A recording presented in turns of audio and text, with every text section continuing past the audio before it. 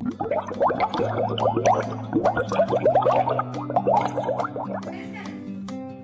luna.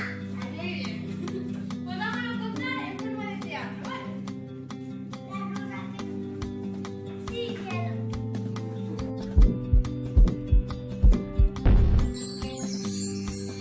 Al final, ¿a qué sabía el cuá? ¿Era dulce o salada? Yo quería probar un anacardo pequeño. Por las noites, miraban as sus paraseo.